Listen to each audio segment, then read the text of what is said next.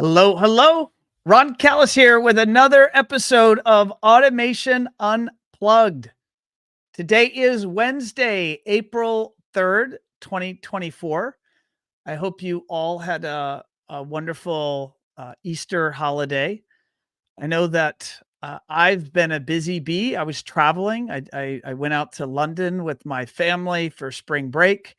And we had the weather cooperate. I heard a lot of people giving me warnings about how it would rain and be cloudy and maybe not the nicest weather. And the reality is it was absolutely beautiful.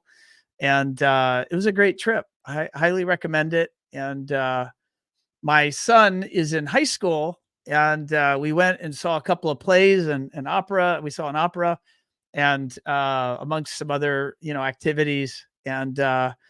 And he rated, now it's hard to lose, but he rated Phantom of the Opera an 11 out of 10. So for me, I thought that was a big win. Not going to lie, my wife and I have taken him to some other shows, and often they are less than 11 out of 10. But Andrew Lloyd Webber, you can't go wrong. It was pretty spectacular.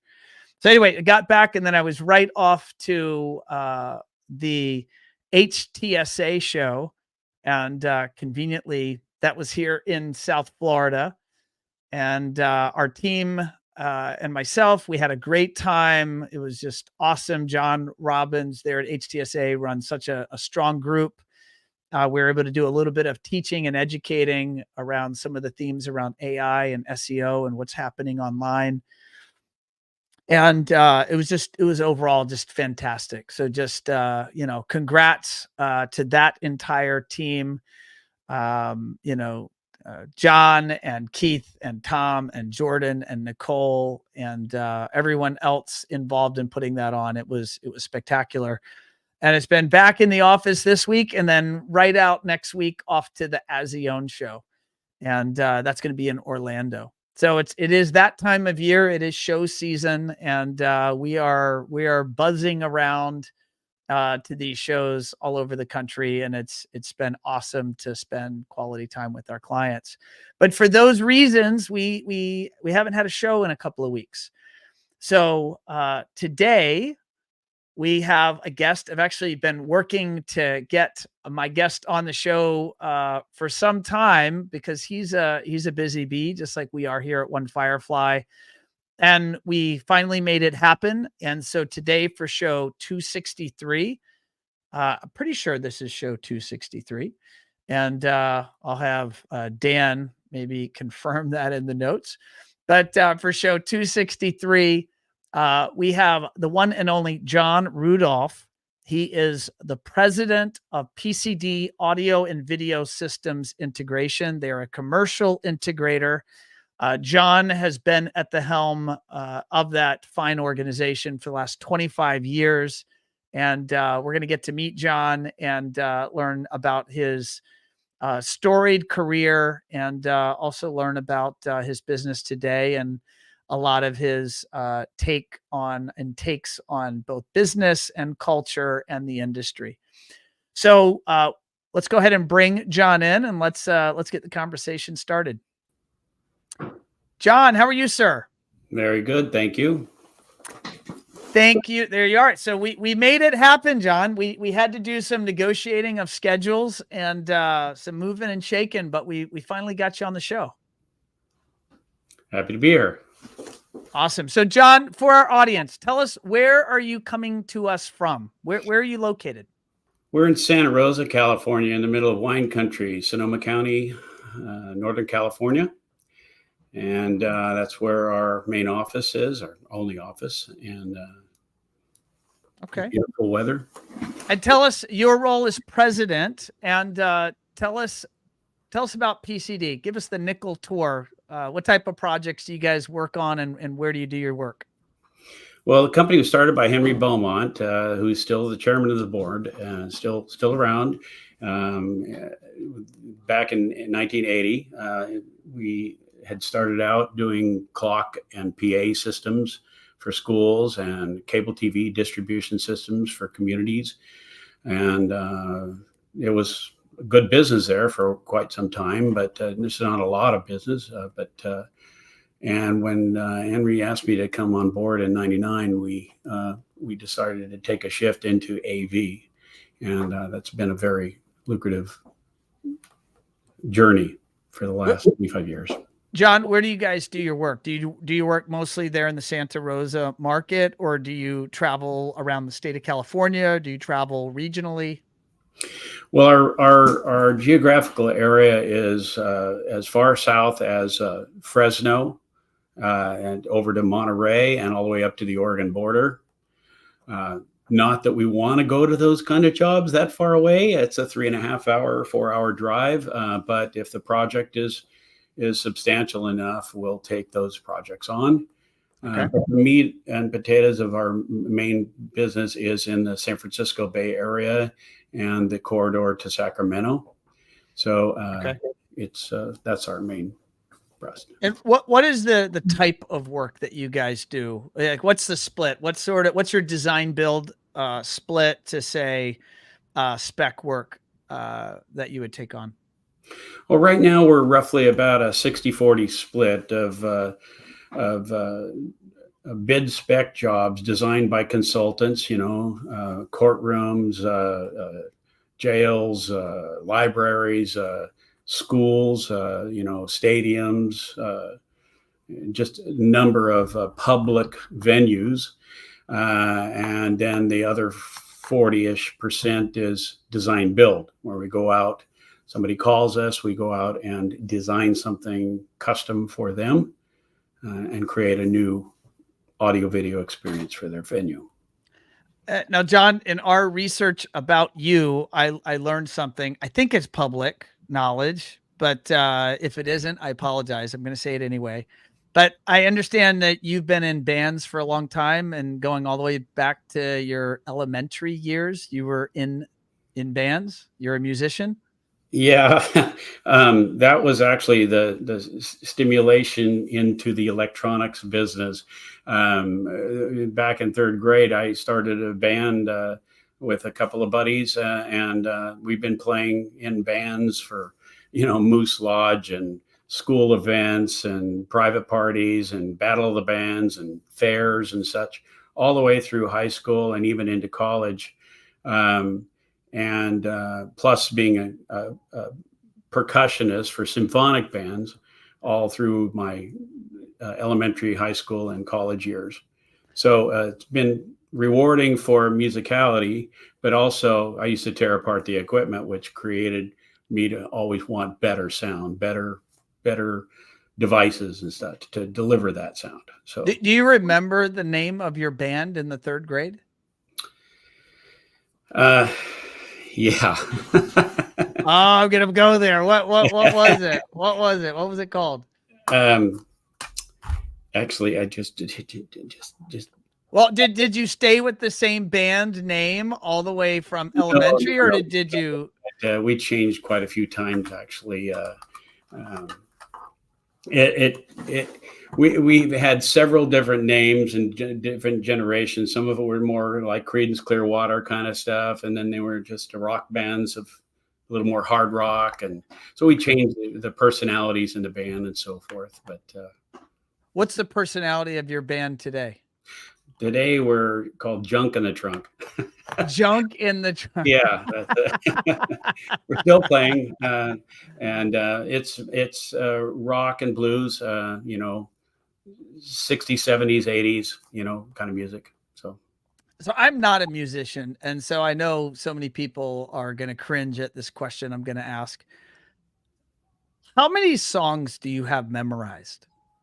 Like the ability to play the drums to a song.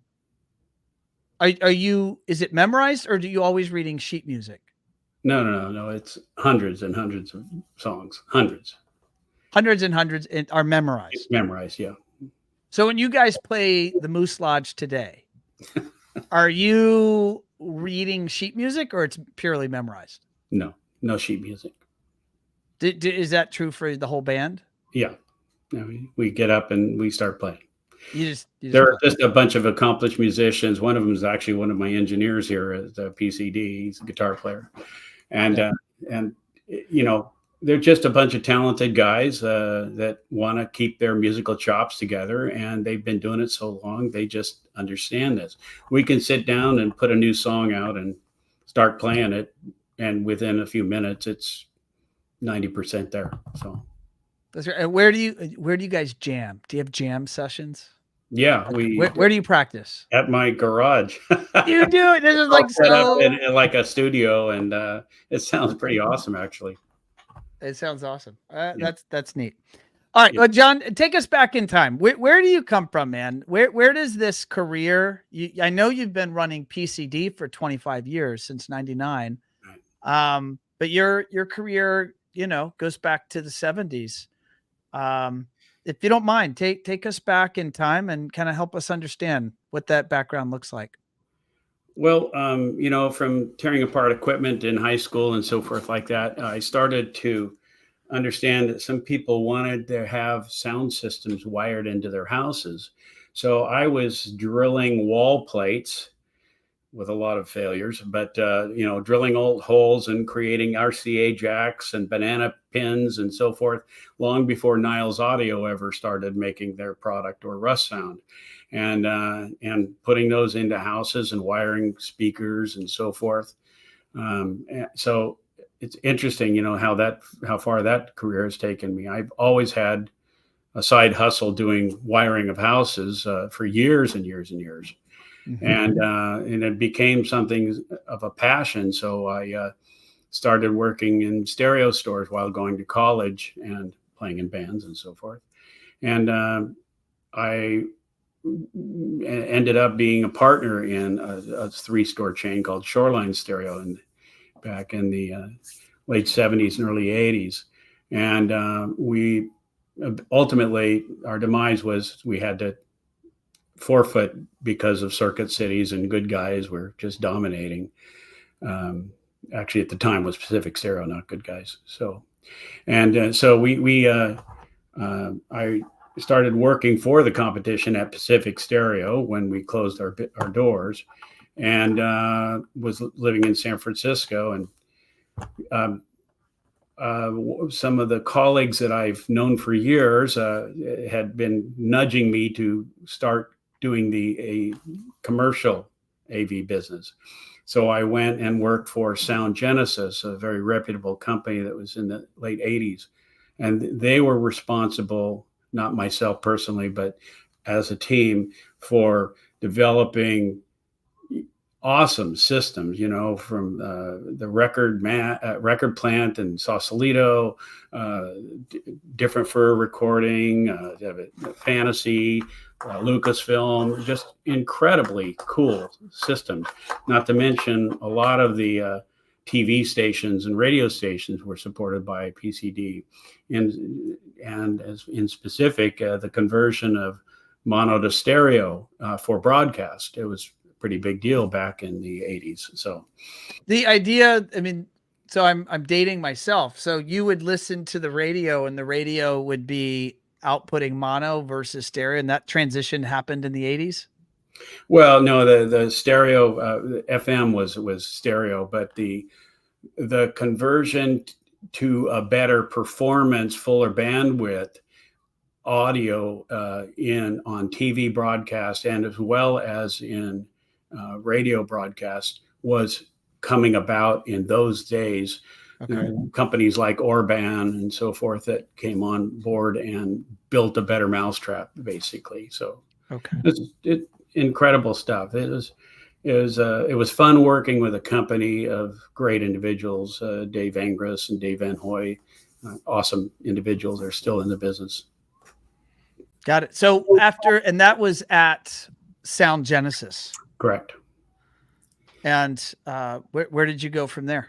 Well, when Sound Genesis closed their doors, I went back into the consumer audiovisual and got married and so forth, and worked for the Good Guys Corporation, which is a hi-fi stereo chain, and dominantly in California, then expanded to Nevada, Oregon, and Washington. And after being a strong performing salesperson there and upper management, I wrote the program for the custom installation business of that. So we started doing installs. And this time I wasn't drilling the plates myself, though. We were using dials and so forth.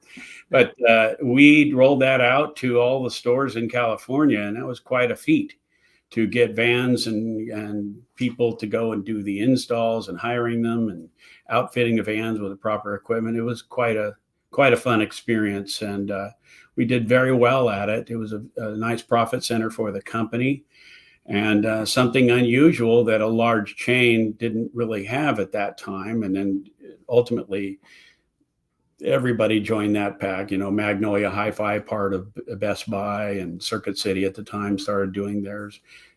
It became a thing instead of you didn't run, you created the division within the Good Guys to provide custom installation. Yeah. And then there were, at that point, I know at one point there were 75 stores. Were you managing that in one store, or were you managing that across the whole fleet? Yeah, I was managing across the whole fleet from the Hayward corporate center, where all the service and dispatch warehousing was. Talk about having your machete and carving your way through the forest.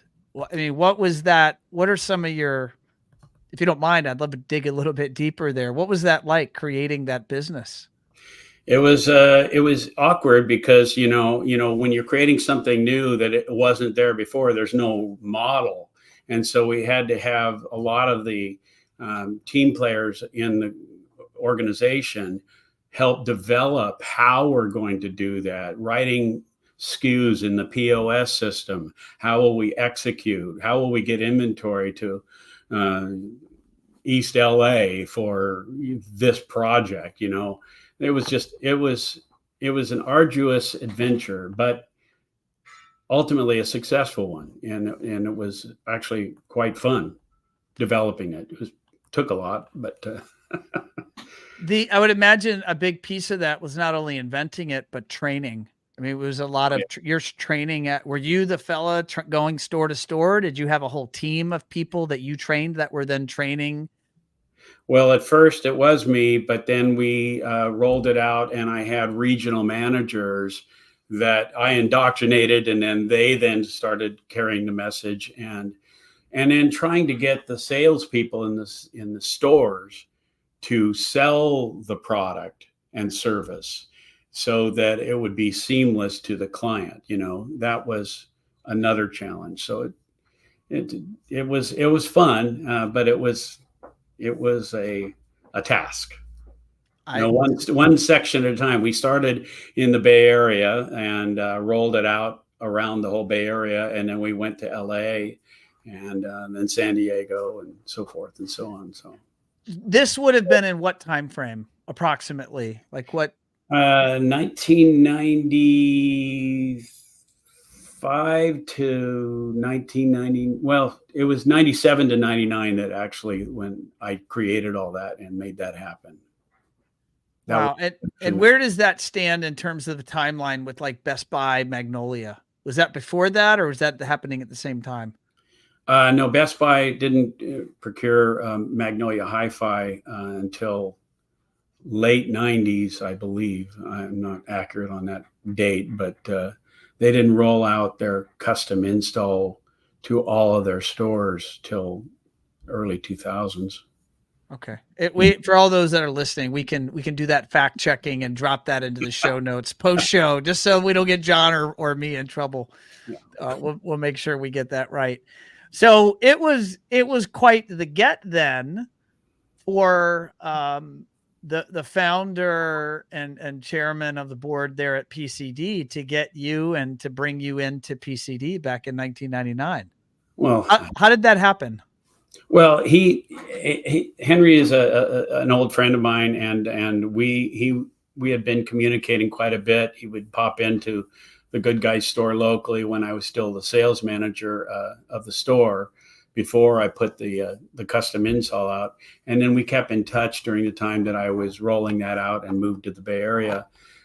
to develop that whole program. But ultimately, I wanted to get back to Sonoma County, where my roots were, and I still had the yearning to do commercial. It was something about it, and of course, nobody loves the evenings and weekend calls from clients in the custom install business for residential. But so I wanted to see how I could create something that would be fun and exciting and a challenge. I like challenges, and this is what we did. PCD. What did the business look like when you joined it in 1999? How many people and what was the revenue approximately? There was 5 people, and we were less than $1 million a year, and we were doing mostly clock and PA systems for schools, low voltage kind of stuff, a lot of cable TV distribution. We were working with a company called Castle Cable and developing private communities, apartment complexes, several hundred, apartments at a time, and building a head end and distribution.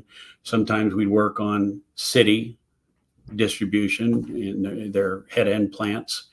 But when I came on board with Henry in '99, we decided to take it into the AV experience and started doing the whole AV experience, which increased our profitability, increased our volume, a lot more clients, more verticals, So it was a good move. And that trajectory from where you started and where are you today? Let's bring it to the present at PCD. What's the approximate, what you're willing to state publicly? What's the approximate, some of the facts about the company? Well, we're probably aiming at approximately about an $11 or $12 million a year, maybe, if all things go well. So about how many folks on the team?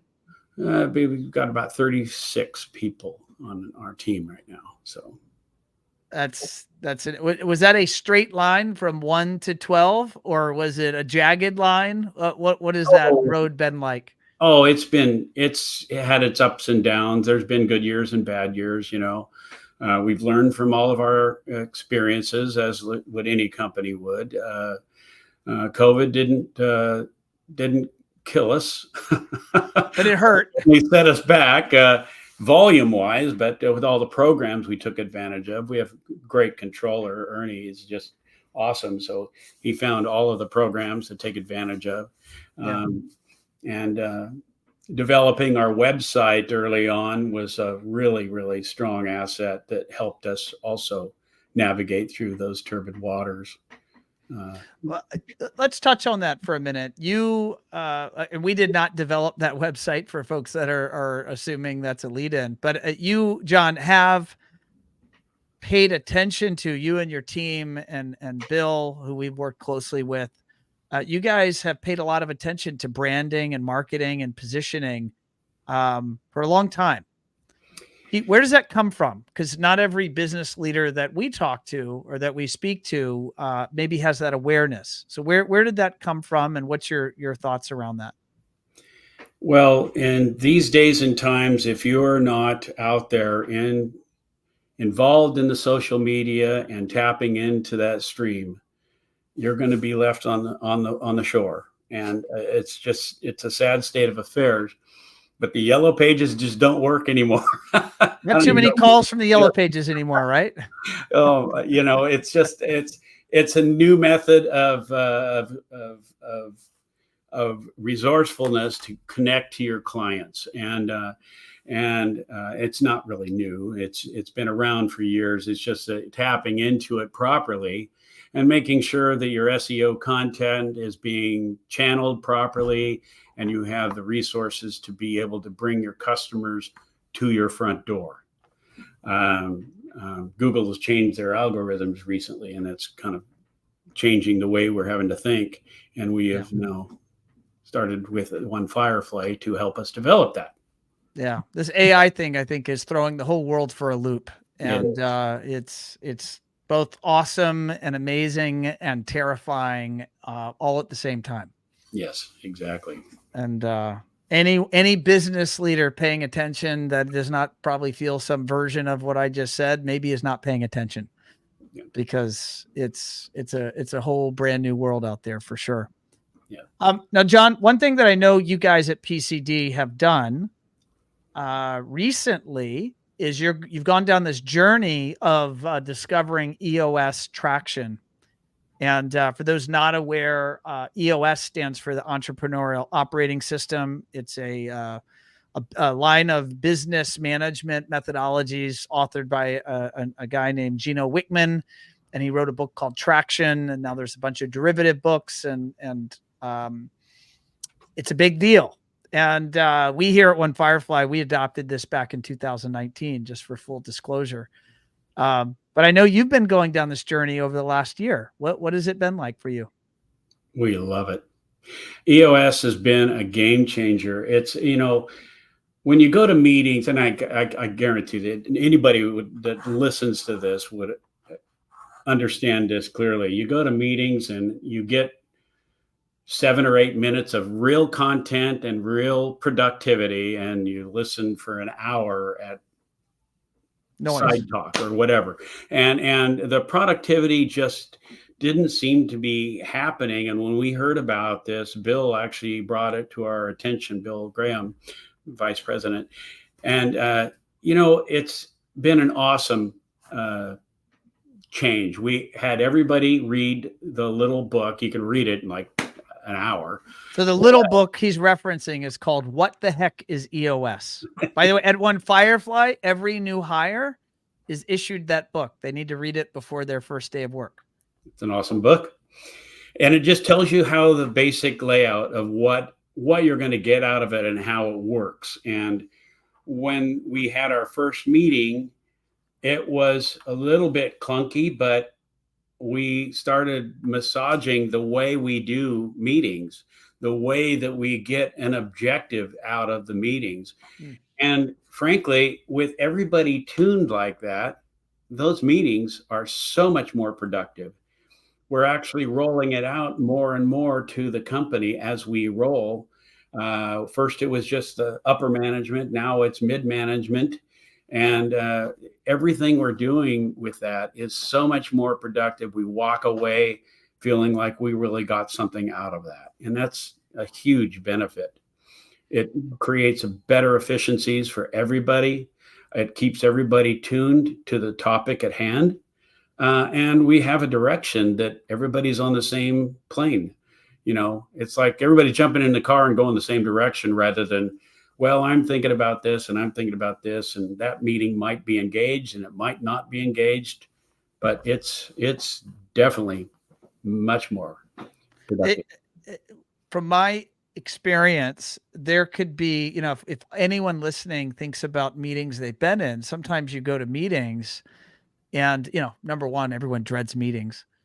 And you'll think about meetings, and often there'll be like some person, it could be the president, the CEO, it could be any person on your team that'll go and, monopolize a meeting, run a meeting, and not always be terribly effective. But EOS puts rules of engagement around what is a productive meeting, and the concept of IDSing, identifying the problem, discussing the issue, and then solving it. So you leave, and we at One Firefly practice the pure method, which is it gets maximum of 20 minutes. So that thing gets 20 minutes and you try to walk out of it with a solve. And it's refreshing that so many people that attend these meetings now want to participate in the meetings and speak up in the meetings and bring their issues to the meetings, because they feel like actual progress is going to get made.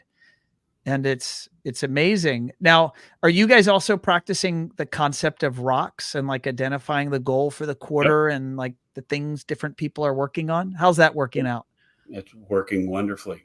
I can't say it's the magic potion of all solutions, but it absolutely creates a lot faster outcome of a solution to an issue. You get more people engaged, more people thinking about it.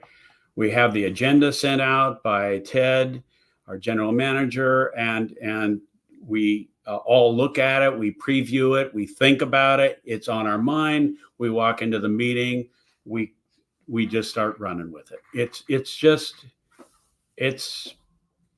It's the greatest thing. I mean, frankly, if anybody isn't using it, I wonder about how productive their company is really. How efficient is it? Is it Now, running on all cylinders, you know? you have chosen to do what's called self-implementing, Yes. meaning you have read the books and you're practicing some of the elements yourself. What was the reason you chose? Did that just happen organically? Did you mindfully consider having facilitated quarterly sessions and you said, no, we're going to run this ourselves? Or are you grabbing bits and pieces of the method, and, activating them on a daily, weekly, monthly basis? Kind of how are you thinking about that, John? Well, Bill's kind of running the show on that, and he wanted to do it organically, and I felt that that was a great idea. Let's try it, and it's just been great. We didn't see the need to bring in a facilitator. We have weekly EOS meetings with the core management group, and then we have a quarterly offsite meeting. Okay. And that's the bigger picture kind of stuff, you know. I, And it's just working wonderfully. So I mean, I don't know how else I can. No, I'm heading to my quarterly with my team in Nashville next week. So we're going to be mapping that. I find it helpful at One Firefly to kind of bring my team away from their office, their home office, and kind of take them somewhere so that they can, the concept is step out of the business and work on the business versus operating within your job function certainly when we're doing planning. Right. And that leads to effective outcomes. John, big picture, in all of our time getting to know each other, I've heard you frequently talk about, and often a really positive, almost affectionate way, about all these people that have helped you along the way, along your journey. And I would love to get your take on the role mentors or coaches have had with you over your career. And like, how have they helped you achieve what you've achieved? And how do you think about that even within your company or your life today? But just what does the concept of mentoring mean to you and in getting you where you're at today? Well, if I'm talking about my mentors, Yeah. understanding the sales aspect of being on a sales floor at the Good Guys or Shoreline Stereo, Pacific Stereo, those days, that interaction with a client developed the character of fact finding and solutions and so forth that creates something that was unique.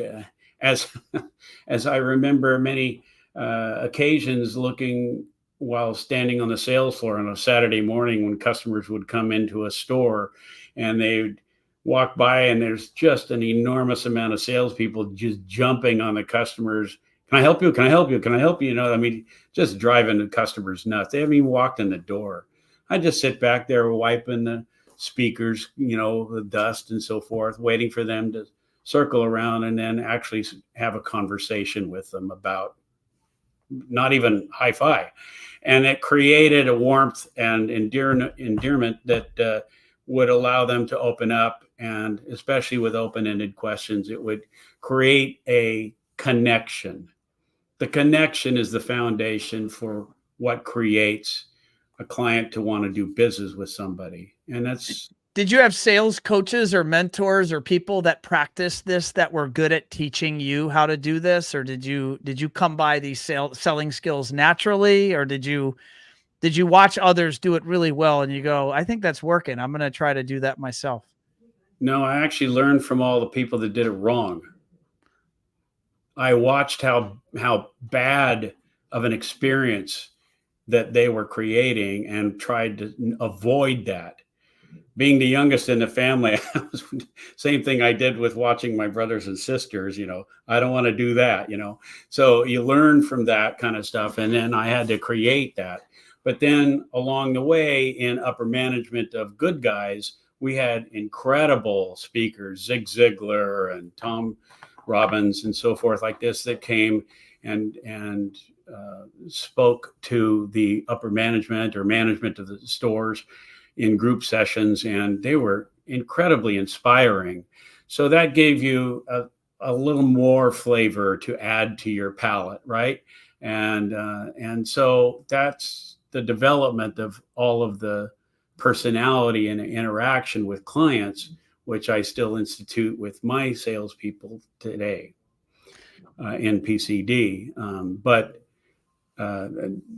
other mentors that were inspiring, that were in the professional business, were like Dave Angris and Dave Van Hoy, incredible individuals that are doing very well in the pro AV business to this day, and doing just an inspiring leadership quality that creates one to want to be like them. It's just something inspiring, you know.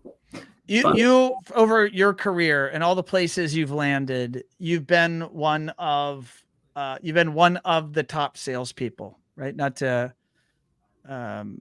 name, you've been number 3 or number 6 or number 2. You've been one of the top salespeople. And I believe, and I love the art of selling, the art and the science of selling. And I believe that there are methods or habits that can lead to a higher probability of success in this thing called selling, you know, solving problems and making customers for life.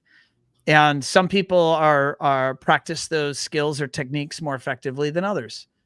And I'd be curious what, from your position, and you've been studying the art of selling for decades now, what do you think has led, either whether you say your success or to the success of successful salespeople? What are some of those qualities? Well, as I as I mentioned about watching my brother and sister and then bad salespeople on the sales floor, I always monitored what was going on and what was wrong. What is they doing that's not successful, and try and do the opposite of that. I mean, obviously, it's a process of elimination. And so what I found is by monitoring and taking notes of what my customers that call us to have us come out and design something for them, I'm not as interested in the first few moments of that conversation as to what they want, but why they're calling us, and what's wrong with their system, and why didn't they call the company that put it in? Why are they calling somebody different? What's the objective of what they want to get out of the system? Is it they want new speakers? Well, is it because they can't hear the speakers? Is it something about the microphone? Why didn't they call Mike, who sold them those last set of speakers? Exactly. So finding that connection with your client develops a lot better bond in developing a customer for life.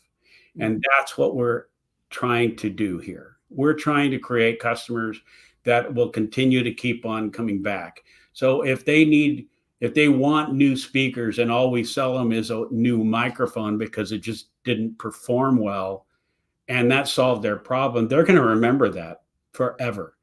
They're going to go, these are the guys you want to call. And that is the difference. So when we are scouring, looking for good quality people to interact with our clients, that's one of the key ingredients. Are they able to design the system themselves? Are they able to ask the questions and get the information out of the customer so that we can create a great bond and have that wonderful experience of being able to, it's about time we need to do this. Tell me what I need to do, and let's just get it done. That is a great experience right there. You find a characteristic of great salespeople is they know how to slow down, and what I've just heard you say is they know how to ask great questions. Yeah. Open-ended questions. Let them talk. Let the customer talk more than you. You need to ask the questions to get them driven into the right direction, but then you have to listen, and you have to listen carefully and find out what it is that they're really saying, because they don't really know how to tell you exactly what they want often. So you have to extract that. And that's an art, but It's a craft. Why? So I'm going to dig deeper. A lot of people have a job title called salesperson. Yeah.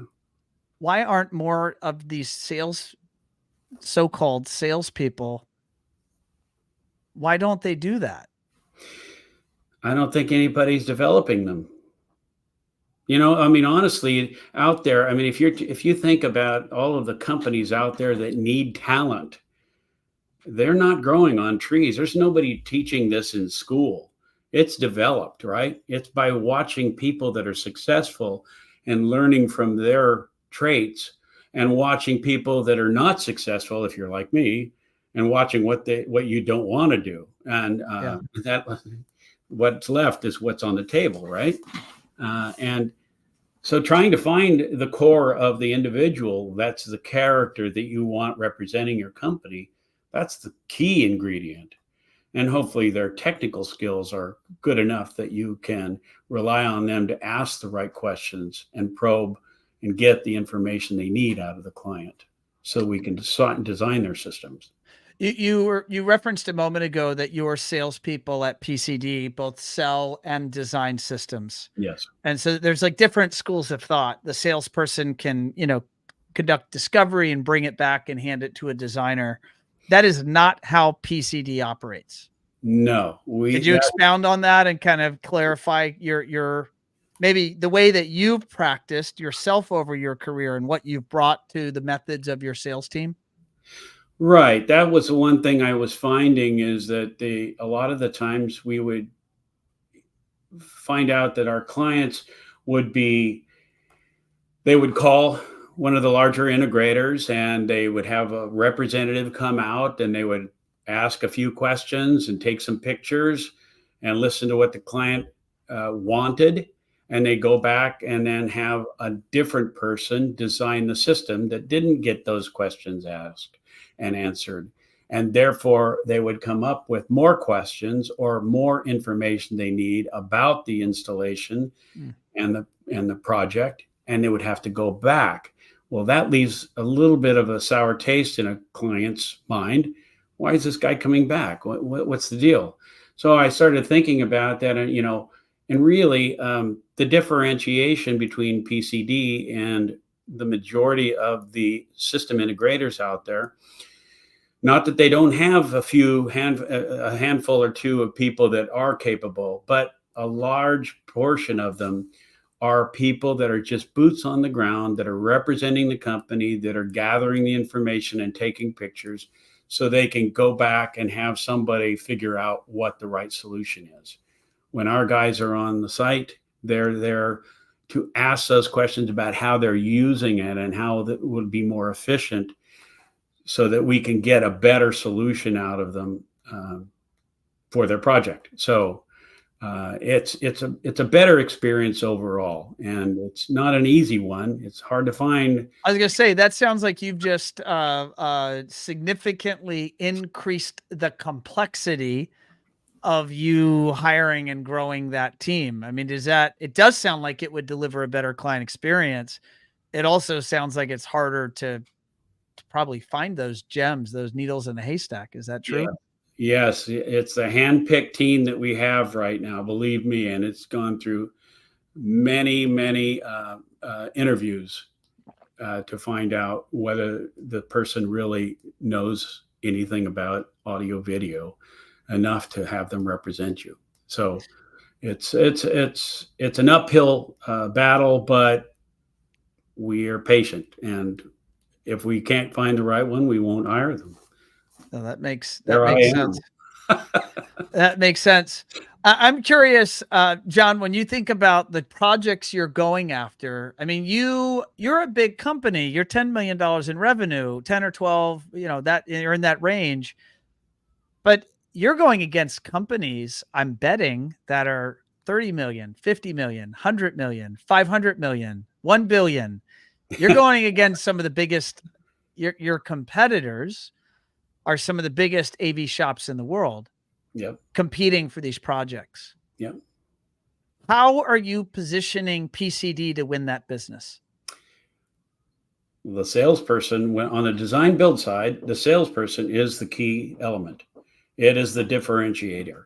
If he creates an experience that the customer feels comfortable with the knowledge and skill sets of the representative on site, and that they're asking all the right questions and listening to what their needs are, that is a huge interaction that is unmistakably the biggest differentiator of all. That's the only contact that person has as a client with anybody in the business. So if that's not a great experience, it's not going to be a win for them. So, it's not easy to create that differentiation, but, when it comes to a bid spec, the public works projects, there is no sales representative there. It's all about low price. It's all about reputation of the company. So if we have a good reputation and have built a good brand and have awareness out there on public forums, Facebook, LinkedIn, website, so forth, that is good, then that shows, reputability. But, when somebody's looking at a bid package and opening them up, it's price. About price. Yeah. So, yeah. So it's really the people differentiator. When you look at, let's look at 2024, look at the year ahead. I'm curious if you feel, are we past the COVID hangover? We went through all of that. Is that all now? Do you feel confident behind us? Yeah, I think that's pretty much in the past now. Manufacturers are shipping product now, so that was the biggest impediment of all. People spending money. Well, frankly, they were ready to spend money within months of COVID. I mean, it was almost like a whiplash, maybe a 6-month downtime, and then they were starting to open up POs again. So, but you had no product to ship them, right? So many of your manufacturers couldn't get you anything. Yeah, that was that challenge. Exactly. Yes. But creativity comes to mind, but no, it's 2024 looks awesome. We had a very, very sluggish start in the design build side, estimating jobs like crazy and proposing them. But there was just not a lot of movement. There were some, but then all of a sudden in the last few weeks, it's just kind of taken a whiplash, and we have now brought ourselves right back up to our goals. And I'm shocked. Our first quarter of the last few years have been really strong, and this one was weak, and then now it's back on track. So, like a roller coaster. What do you see in the rest of the year? What impact does this being a presidential year, or an election year, I should say, what impact does that have in the spaces that you operate in terms of business, if any? It might affect our estimating side a little bit, but we're not seeing it yet. That may be more in the end of the year and next year, possibly, for that portion of our business. But the design build is still strong and still very active. There's a lot of clients out there looking for solutions and good companies to work with. And we've seen an interesting fallout over the last several years of companies changing the way they do business, some of them going out of business, some of them being consolidated into other bigger companies that are buying them up and so forth. But at the end of the day, the uniqueness of what PCD has to offer is something that we feel is compelling and is successfully rewarding us with that. So, no, that's awesome, John. I'm going to put on the screen your website, and I'm also going to stream your website address. Now, that said, I know we're going to be building a new website, so some point later this year there'll be something to announce. But for the folks that are tuned in and they've enjoyed listening to you, John, and learning about your career and your advice and your stories, how can they get in touch with you? Do you want them going to your website? Are there any other channels that people could reach out to you to make contact?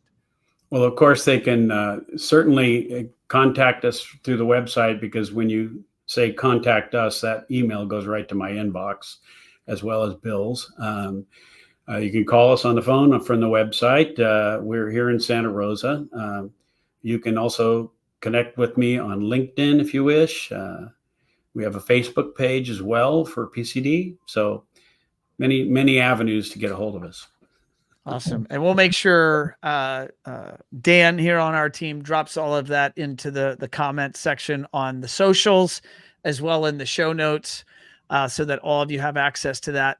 John, it's been a pleasure to have you here on show 263 of Automation Unplugged. Thank you for joining me, sir. Appreciate it. Thank you.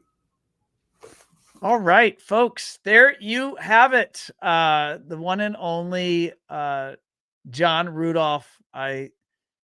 I love talking to business operators that have, I won't say seen it all, but they've seen a lot, and they've been through a lot, and they built successful reputations both for themselves and their business. And a takeaway for me from this conversation with John is really his focus on managing expectations with his clients, really getting clear and concise about what that customer is looking for to really ensure that his company and his team are best suited to solve those problems. Because the focus with John is not making a sale. It's not making a quick sale. It's really building that customer for life. And I really empathize with what John says there, because that's what we believe and practice here at One Firefly. It really is about lifelong relationships. This is people doing business with people. So I hope you enjoyed that interview. We've got some fantastic guests lined up for the weeks and months ahead. And we're continuing to refine things here at One Firefly, and specifically Automation Unplugged, to stay tuned to more updates and exciting things to come. But until then, I'm gonna put up here on the screen. Don't forget to subscribe if you're watching this on video, maybe on YouTube, LinkedIn, or Facebook. This is an audio. We take the interview section and we put it out as the audio podcast, and that is available wherever you listen to your podcast. And would love you to subscribe. And of course, you can leave us a comment or review and let us know what you think of the show. So I'll leave you with that. Appreciate you all. And I will see you all next time. Thank you.